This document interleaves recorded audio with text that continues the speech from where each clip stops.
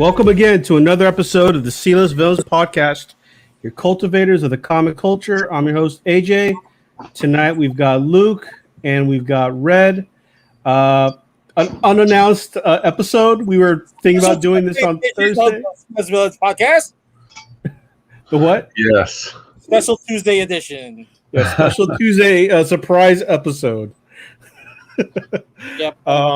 Unannounced. Yeah, but you know that's how the cultivators of the comic culture roll, right?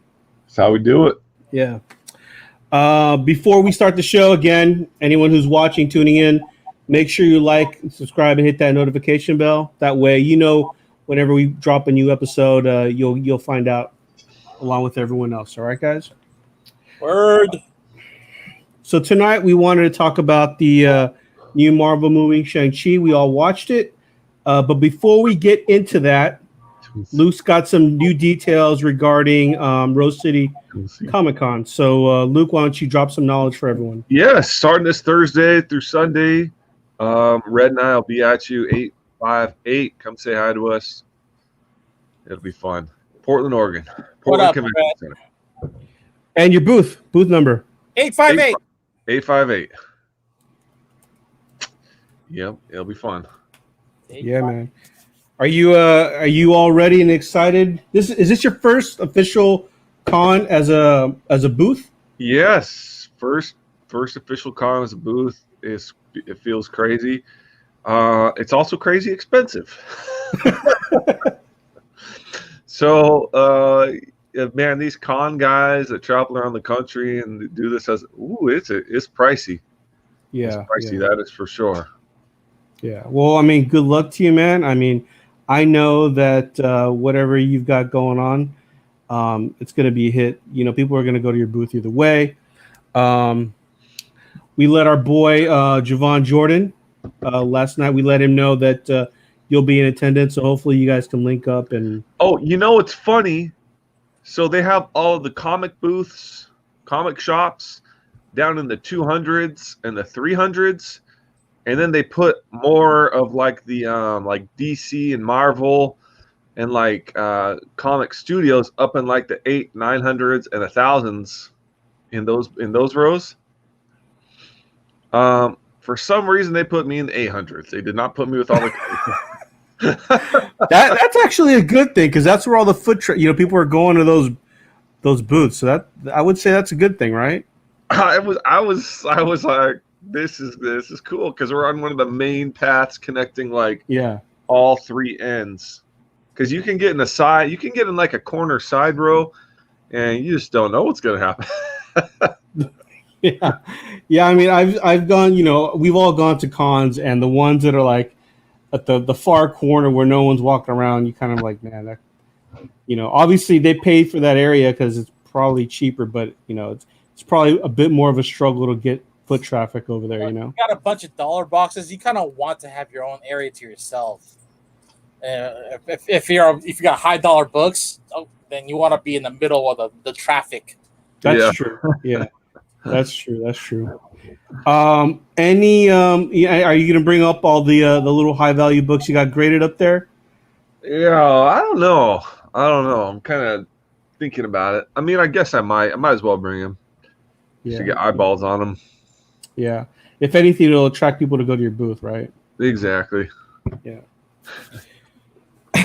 But that's not. Go ahead, Red. What was that? It's gonna be fun. Yeah, I'm excited for you guys, man. Do you guys, Red? Do you have? And I know that you're gonna help out Luke at his booth, but do you have any sort of itinerary other than helping Luke out? George Decay. All right. What day are you gonna go? Are they pre-selling tickets to meet him? I think so, but Luke says that with the vendor badge, I can actually meet him backstage. If we're like, we'll see how it goes. Yeah, go before the doors even open. And Rob Emberlin. Rob Emberlin's going to be there. Yeah. The only thing is if he doesn't even get to the con until his signing time, I can see George doing that also. yeah, he'll get the Stanley treatment. He's like 90. Yeah, drive up, usher him in, then usher him out. Oh yeah. You know how hard it was watching Stanley coming from the back door walk into his booth like it's like 200 yards away. In this whole procession, like just waiting for him to collapse. I mean, no, I mean, there were times where he had the scooter. Yes, Just, yes. yeah. There were times he had the scooter, but who topped him? It was Steve Wozniak at his first Silicon Valley Comic Con. Homeboy came in a fucking Segway. It's like, all right, guy. I guess this is a mostly Silicon Valley kind of type of convention. That's awesome. Yeah. But with Stan Lee is like you're just waiting for him to get to the booth, and then you've been waiting for hours, right? Just to get this guy's signature, and you feel for the guy because he's doing this for most of his life, and you see his hand all shaking by the time the pen hits the paper, and it's like, okay, this is sad. It's like That's rough. we're driving this man to slavery just to sign our shit. Oh,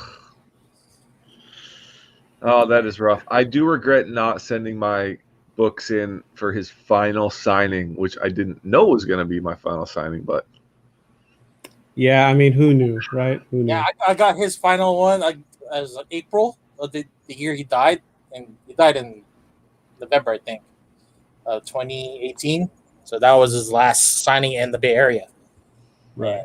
But that one was rough because I saw the nurse right next to him. He'll take like 15-minute breaks, and she'll just massage his hand, making sure that his handlers tell him how to spell his name. no. Oh man. Yeah, that's you felt sorry for the guy. Wow. Well, all right. Let me ask you a quick question. All right.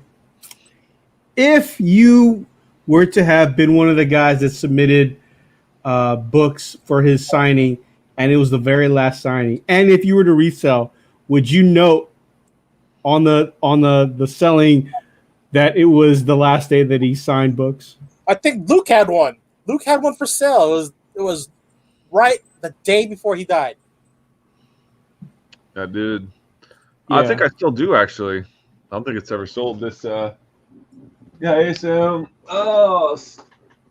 October 31st, 2018. Stanley's final Halloween. That's kind of cool, actually. Mm-hmm. Yeah. He signed on Halloween and he died a week or two later. Does it have it on there? I'm sure they probably wouldn't do it, but did it have anything like final last day of final signature? Does CGC have anything like that? No. I don't think they do. No. That'd be kind of morbid.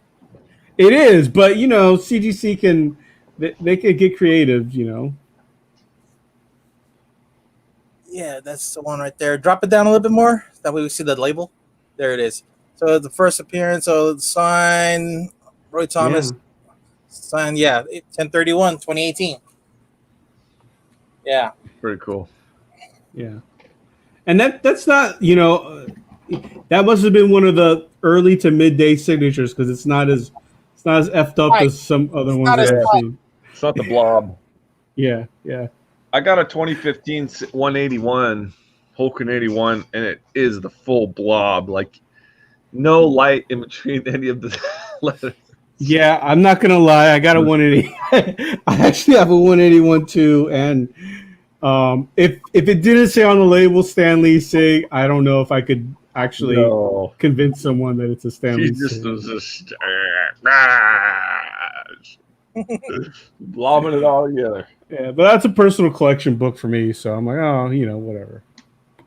Yeah. All right, well let's you don't want to list down unless I know he was signed until the day he died, right? He figured there was a few more books on the desk, and then I guess he went into the hospital with some heart murmurs. Is that what happened? Yeah, I think he was already working, sign the rest of it, and then finish out the rest of the year and not do anything. Because I think he was done with conventions for that year. Yeah, they already advertising that was his last go around on a lot of the cons. And supposedly, from what I recall, I think a lot of that West Coast he might still do, but all the East Coast, they're pretty much saying that's the last of it. Yeah, and I think most of it would be more private signings if and when he had the energy. Yeah, exactly. That's what I remember. Yeah. But anyways, let's talk about something a little more a little more happier. What I did you guess. see a Stan Lee cameo in there, or at least a picture? Because I didn't catch anything as far as like that kind of Easter egg. No, no. Okay, so Which no Easter eggs like that for Stan Lee. no, yeah. But yeah, that's what we want to talk about tonight. We all got to watch the new Marvel movie Shang Chi, and we wanted to give our own thoughts and reactions to the show or to the movie, I should say. So, Red, I know you've got a lot of talking points. So, why don't you start us off? Okay. Well, for me, I like this movie. I think I had the same reaction to it, probably even better. Like when I saw Black Panther, so it was representative of how Oh, Asians are now, and puts someone there that looks like me on the big screen as a main character.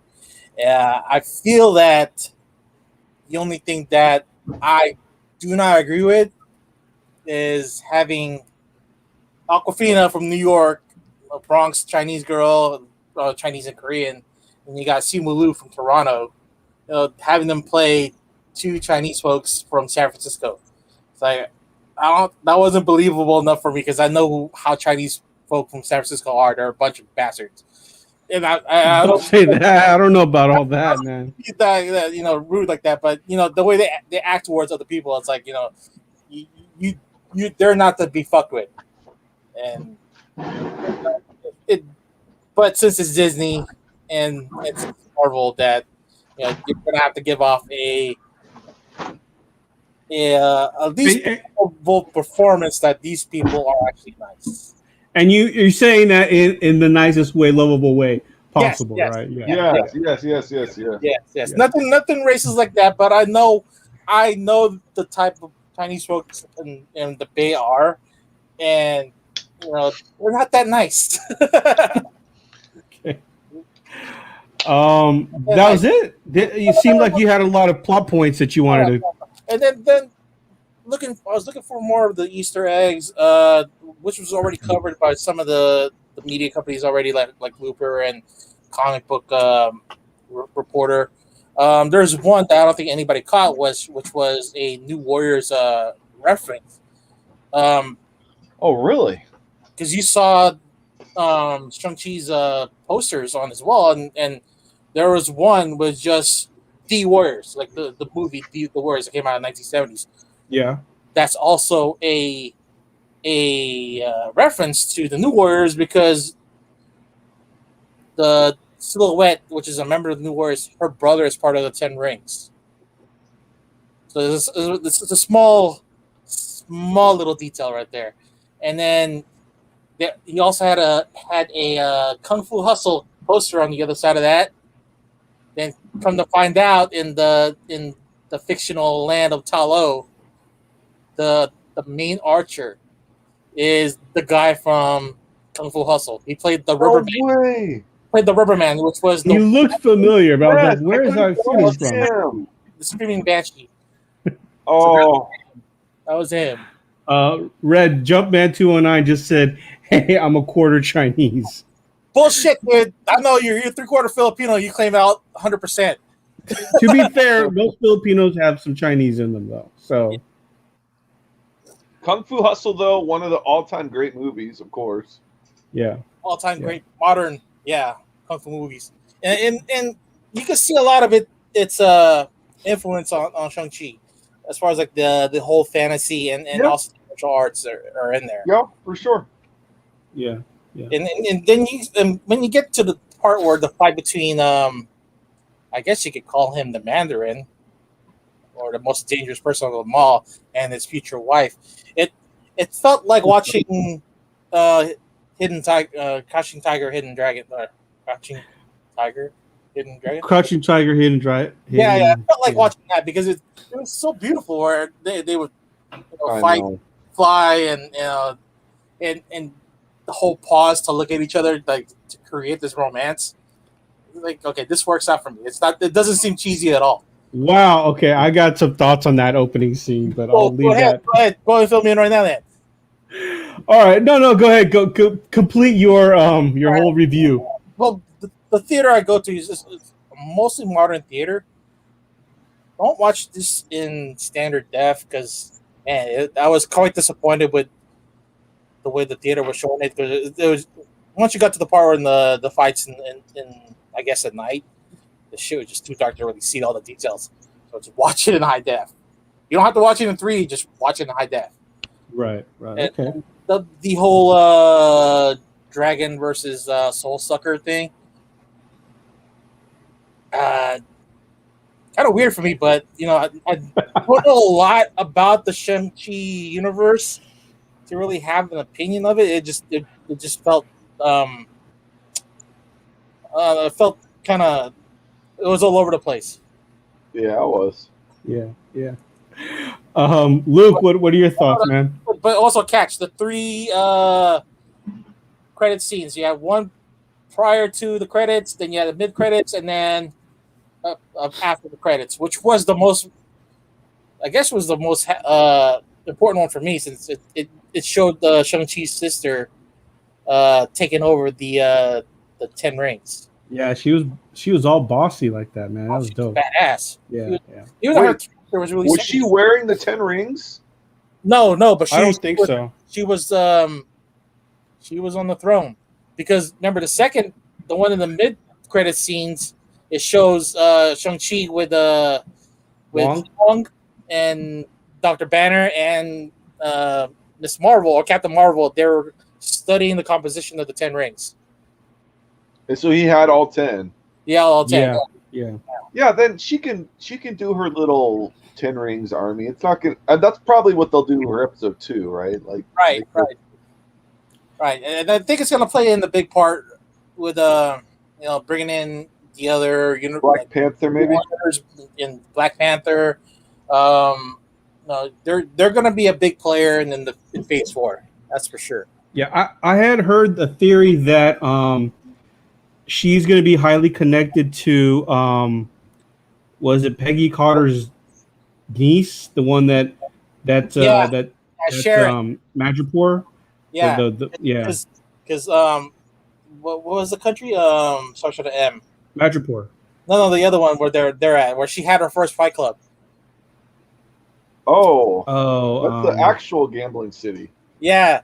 Macau. Cow. That's it. Yeah. They're going to be related somehow, and then she's going to be the big backer behind Sharon Carter. Yeah.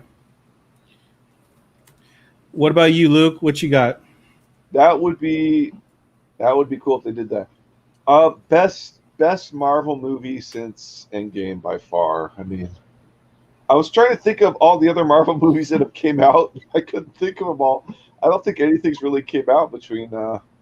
Black Widow, but yeah, I don't know.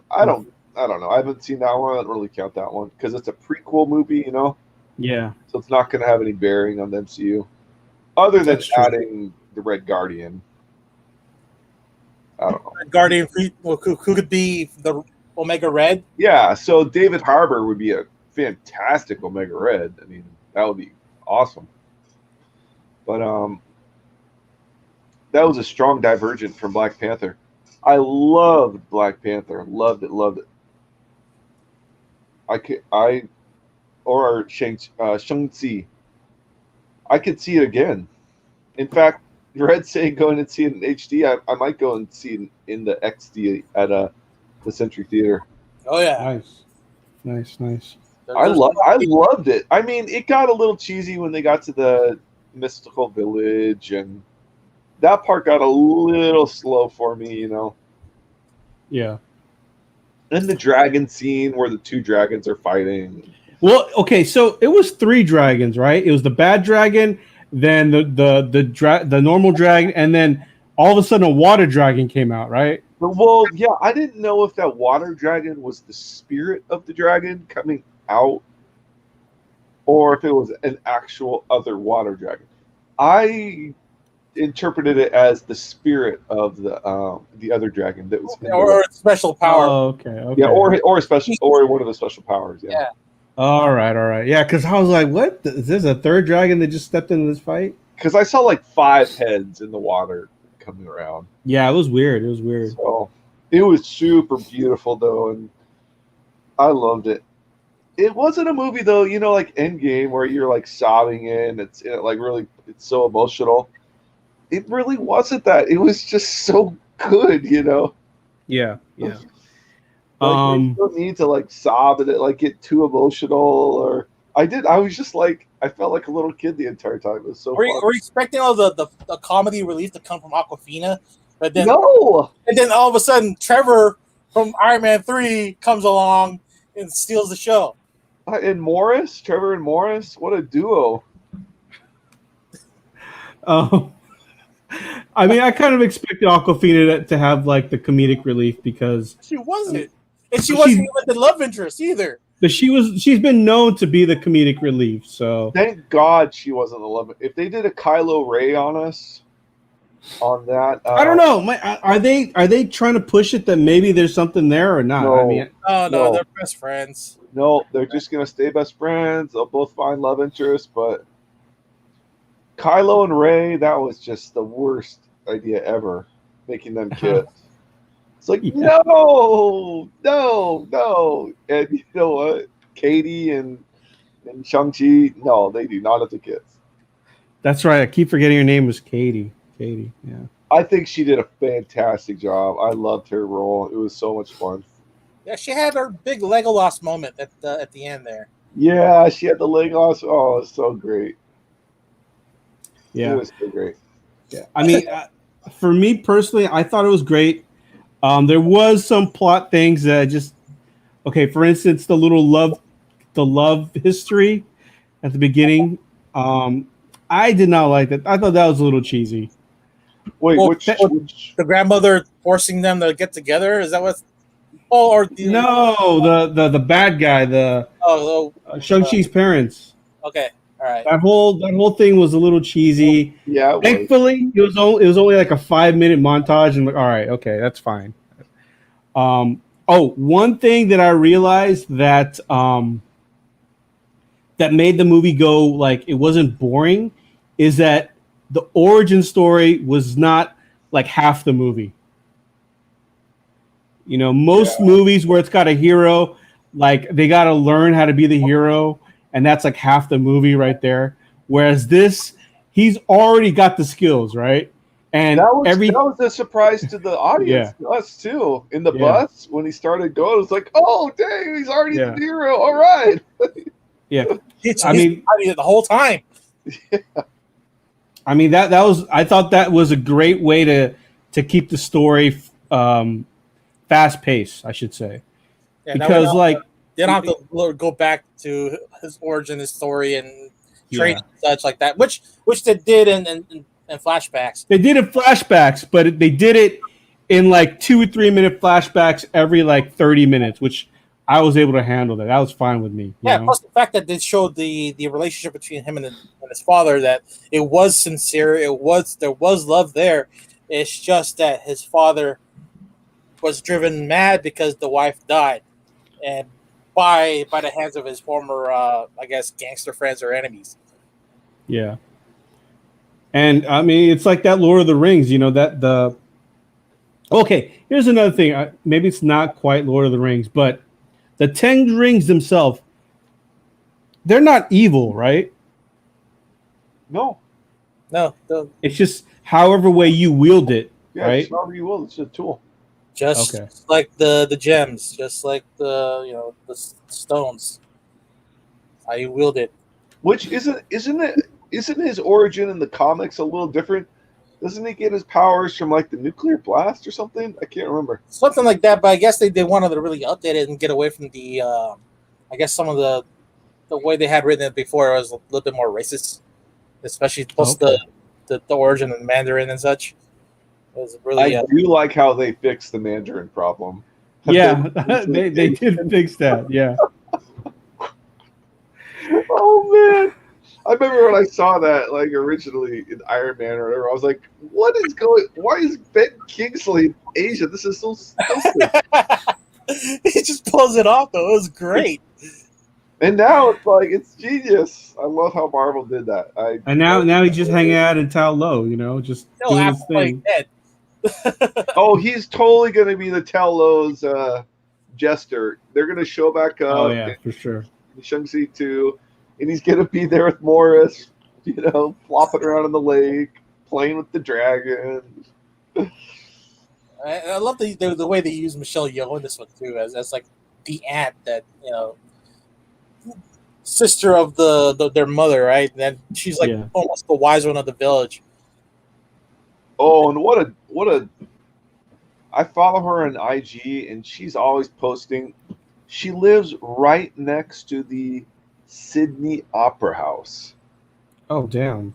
In Sydney, Australia. So she's always posting these pictures of like the harbor and like her garden. And how old is she? It's like 60. Yeah, she's like a grandma. She's like her 60s. Yeah, and this is a second Marvel character too. What was her first? Guardians of the Galaxy Part 2. She was one of the original Ravagers. Oh, dude, I don't even remember that. I don't remember that at all. Oh, she was all make-uped out with costume stuff, right? Yeah. Okay. Yeah, well, apparently she had a love history with Yondu, way back when. Oh, Okay. that's hilarious. I mean, for her to still like do all that actiony stuff at her age, man, more power to her, dude. If she's in her 60s, wow. Well, Jackie Chan is still doing his action stuff in his 70s. Jackie Chan isn't doing stuff anymore, is he? He is still doing stuff. It's just not being mainstream here. Okay, maybe. I just figured like he retired like 10, 15 years ago after the last Rush Hour, and he'll only come back for Rush Hour movies. I just figured. Wait, have you guys seen Jackie Chan's episode of Cribs where he goes into like that weird tower thing he owns? No, I didn't even know there was a Cribs Jackie Chan. Oh yeah, look it up on YouTube, and it follows. He's like, "Come with me." It's like actual Jackie Chan, and his biggest thing to collect, he loves English teacups and saucers, and he's got like 1,000 of them in his kitchen, and they're all hung up. And this whole kitchen, like you can't even see anything. It's just English teacups and saucers. It's the weirdest thing. From every country he goes to, he buys an English teacup and saucer. I'm definitely have to peep that out, man. It's so funny. The man who takes hits for a living it has a fancy, fragile collection. That's yes, and he lives in this huge apartment tower, like a complex, like 20 stories high, but it's all his. Oh man! So he's developed this system of like doors and stairs and secret doors that sliding spin. poles. Yeah, it's this whole thing. And he was like walking around. He's like, there's like a wall of teacups, and he pushes it and it like turns around, and he goes to another thing. It's pretty cool. You should watch it. I'm gonna watch it after we record. I've already looked it up on my phone. So, damn, that was like 12 years ago. It says at least. That's probably when I watched it. It sounds about right. 2009, 2010. Damn. Watching MTV. Well, what did you guys think about the story? Was there any plot holes to it that you guys caught? I didn't understand the when he needed the 2 jade or emerald eyes to turn on the dragon map. He found out that it was the next day that the forest opened, but they were able to get in with Morris the day before. I didn't. Yeah, through the way. Morris already knew the way because he was from there. But it only opens up once a year, though. Yeah, but it only opens up period once a year. That's what he said, and then it opened up the day before too. So the legend bullshit then. What? If Morris was able to open it up. Yeah, I'm thinking it was Morris, but Morris had the key. Yeah, maybe like it's like one of those things where like if you got the fingerprint DNA, it allows you to like walk in or something. What is Morris? Is he like a chicken butt or something like that? Or... Dude, he had no face, man. Chicken pig. It was just a body with no face. Yeah, I saw and the nine-tailed fox and those big like galaxy deer things. The Nine-tailed fox was dope. That was pretty cool. Or you guys getting Pokemon feelings from that after Oh seeing it? yeah. Okay. Oh yeah. Big time. I was alone in that. No, I was like, man, these are like real life Pokemons. Did you guys think that the dad's like turn to that weird ass voice? Like he's been alive for thousands of years. That was the one thing I'm like, you think you'd be smart enough to know that that's not your wife, right? Like, yeah, calling the evil devil was mimicking his wife, yeah, and he didn't but I think it blinded him, honestly, because it had some psychic force. yeah. I mean, that was another plot hole, and A1. I hope I'm saying your name right. Do you know Woonball Hang low. Hanlo? I don't know Yeah, what is that. It's yeah. I get it. I get jokes. All right, I guess that's a joke thing. All right. One ball hang low. Oh, okay. All right. I was just saying it wrong. One ball hang low. Oh. You got to say It does happen. Well, what do you guys overall grade on this comic book grading scale? What would you guys give it? I'd say 9.2 for me. A 9.2. It's a solid film, great story structure.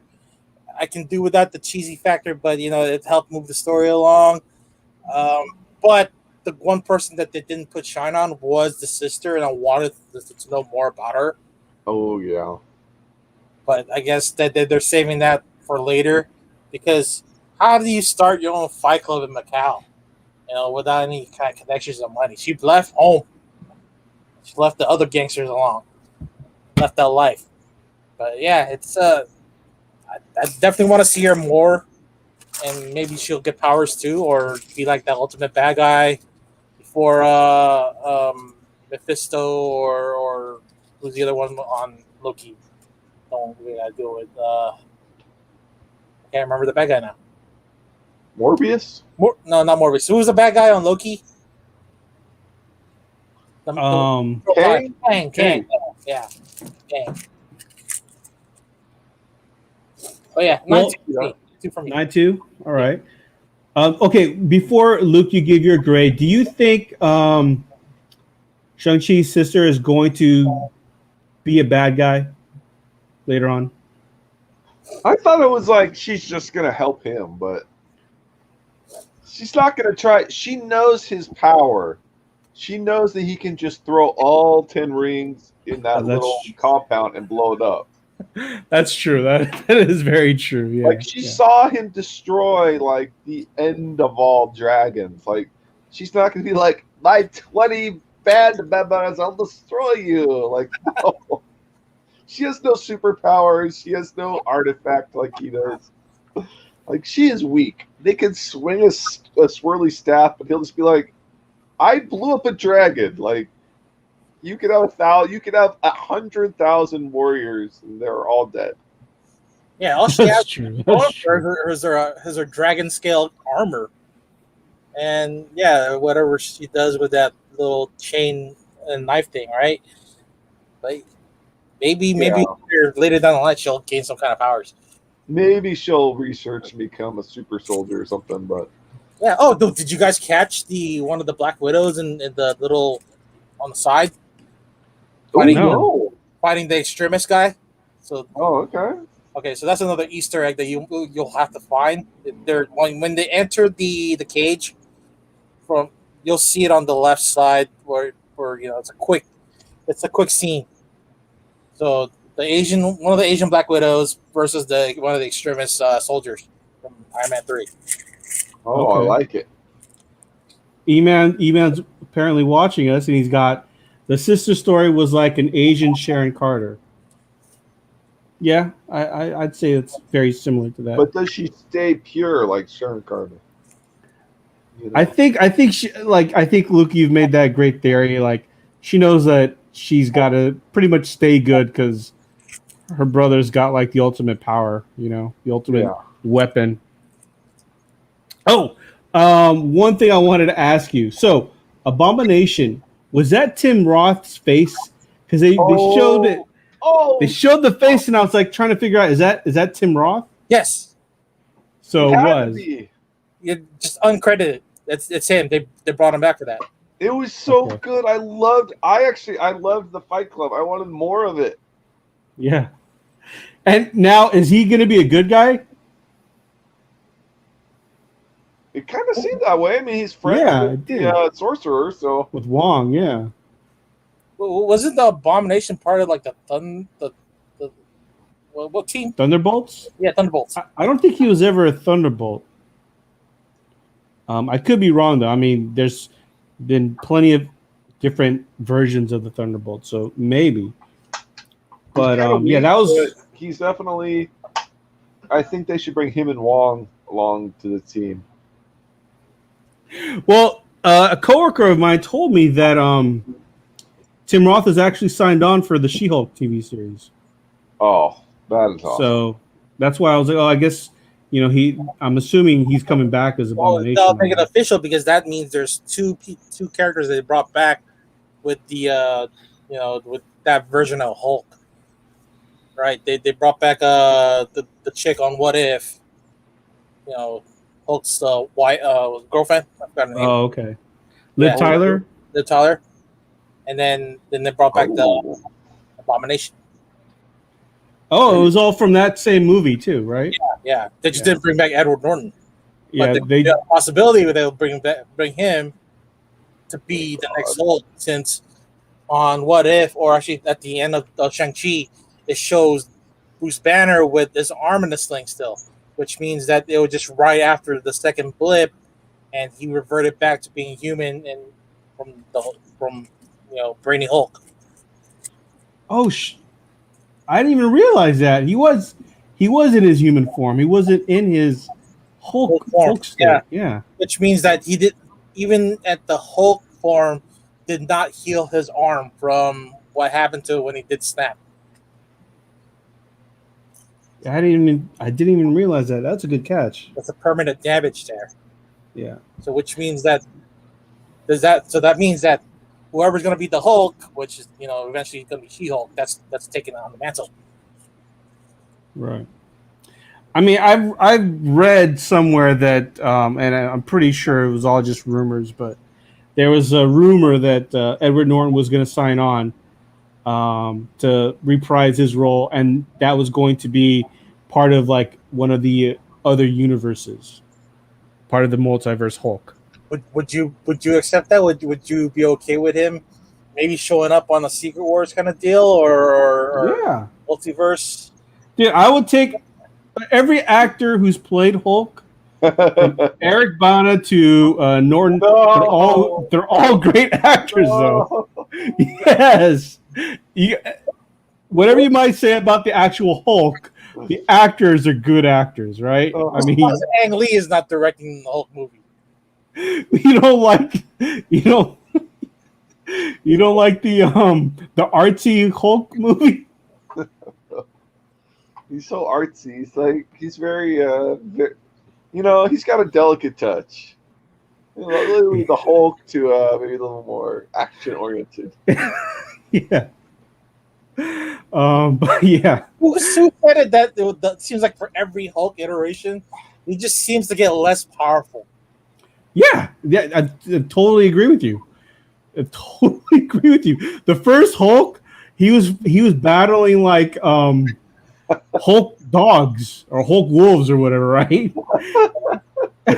And then the second one, he was taking on the Abomination, and then the third one, like there is no third one. What am I talking about?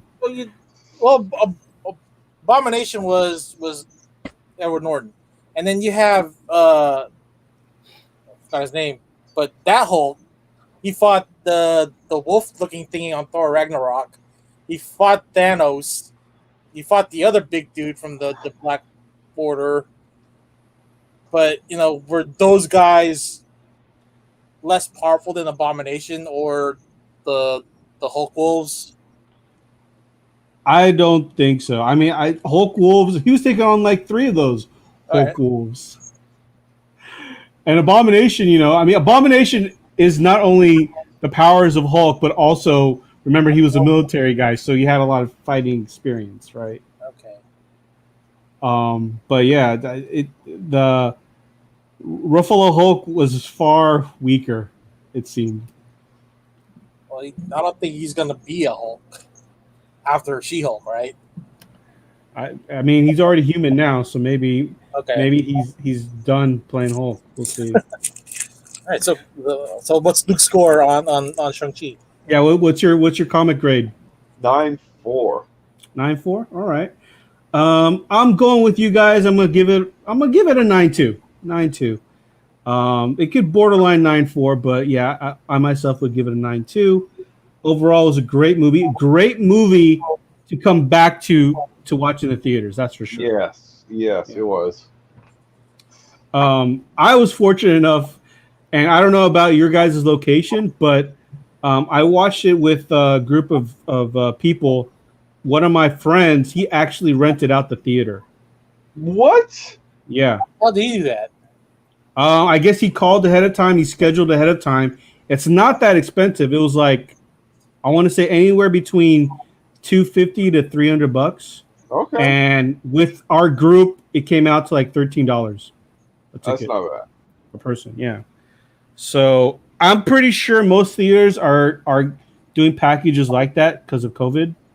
So I'm definitely going to look into that when Spider-Man comes out. Well, that's gonna be a tough get because everybody's gonna watch Spider-Man. Yeah, I know. But I mean, if it's still kind of crazy, if it still spikes, I mean, who knows? If it's anywhere back to normalcy, they're not going to do it. But if there's still like a spike and some scares, who knows? Well, I guess I know what I'm doing for my next birthday party then. Again, just take that with a grain of salt. I mean, it could be COVID deals, Oh yeah. just to get people in theaters. Well, it seems like as long as you sell out 1/4 of the theater as part of the package to book it, then I think that's what they're getting. Yeah. Oh, we did get a question from A1. If he had to pick a Chinese food dish to describe this movie, what would it be? All right. Oh shit. For me, being it tasty and fulfilling, has a good crunch and a great aftertaste, I would say roasted duck. Okay. I'm gonna go with shrimp and meatball shumai for me. I'll go chicken chow mein. Everybody's taste is different, but whatever Chinese food, that's like your favorite dish from whatever you order your restaurant Yeah. from. I like that scoring factor too, right there. That's good. That is good. That was very appropriate for this show, actually.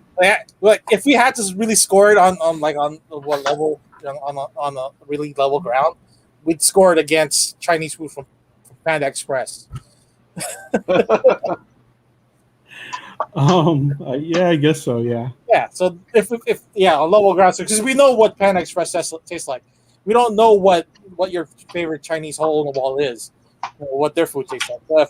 So if we're gonna score it on the Panda Express thing, I would say it's the orange chicken in the movies. The orange chicken in movies. All right. It is. It's a solid entree right there, right? Yeah. Everybody loves the orange chicken. All right. Well, with that being said, anything else you guys wanted to throw out for the movie? Nope. Oh yeah. Again, if you guys if you need a pee, go pee, but stay through the end. Watch through the post-credit scenes. That way, you get the information that you need. It's some great information as far as like what the next Phase 4 is going to happen, what they're gonna announce. Because that second scene officially cements Shang-Chi as an Avenger, and the last scene at the post-credits, it cements his sister as the next bad, at least for this phase. Right. And we did actually get one more question here. Good friend of the show, John Hernando. What's up, John? Jumbo. He wants to know, what do you think that beacon was? That that scene with Captain Marvel and Ruffalo Hulk banner. What do you think that beacon was? Yeah. Good question. And they didn't really give much as far as clues. But if we have to wait for the next Miss Marvel movie, which includes all three iterations of the Marvel character, that's what we'll have to wait to see. Yeah, I mean, at this point, I can't even speculate. I wish that there was more of a hint, but there was nothing. It could be Kang. It could be part of the whole TVA. That universe going down and actually splitting, and that could be the first thing that we get to see. Is that multiverse starting to happen? Yeah. Luke, you got any theories on that? Oh, none on that one. Yeah. It was just it could be anything. Yeah. All right, guys. Well, with that being said, just another reminder: Rose City Comic Con, Luke's booth 858. It's right there on the banner. So make sure you guys come visit Red and Luke. Get some books from those guys. Luke, anything else you want to push out for RCCC? Yeah, and come grab one of our exclusives, Beyond the Breach, #1. That's and, right. Bunny Mask, #1. Awesome, man. All right, guys. Well, with that being said, we want to thank everyone for tuning in. I know we did an impromptu episode. We probably won't have one this Thursday. Luke and Red will already be at the con, so probably not. Maybe we'll do something, but we'll play it by ear. We'll play it by ear. Yeah, we're playing it by ear, guys. But for anyone who's tuning in, thanks for coming on to the show. Again, follow us on Instagram, C-List Villains and the C-List Villains podcast. You can follow me, AJ the Comic Collector. You can follow Luke at Luke Weeks. You can follow Red, C-List Villainous Red, and you can follow Eman, C-List Eman. And don't forget, Luke's got a website, RKFAcomics.com, as well as a Facebook group. So make sure you guys join that, all right? Yeah, I should be back on there to regulate after my 30-day ban in a couple of weeks. Okay, all right. All right, guys. Well, with that being said, we'll see you guys maybe this Thursday. If not, we'll see you guys next week. Peace out. Thanks again for listening to another episode of the C-List Villains podcast, your cultivators of the comic culture. Make sure you follow us on Facebook and email us at clistvillains@gmail.com. You can also leave us a voicemail or text us at 209-975-7597. Be sure to join Luke Week's Facebook group, Rare Keys and First Appearance Comics. And you can follow us on our 2 Instagram accounts, C-List Villains and C-List Villains Podcast. Lastly, follow the villains on their separate IG accounts, at Luke Weeks, at C-List Villainous Red, at C-List Eman, and I am at AJ the Comic Collector. Thanks for listening, and we'll see you all next episode.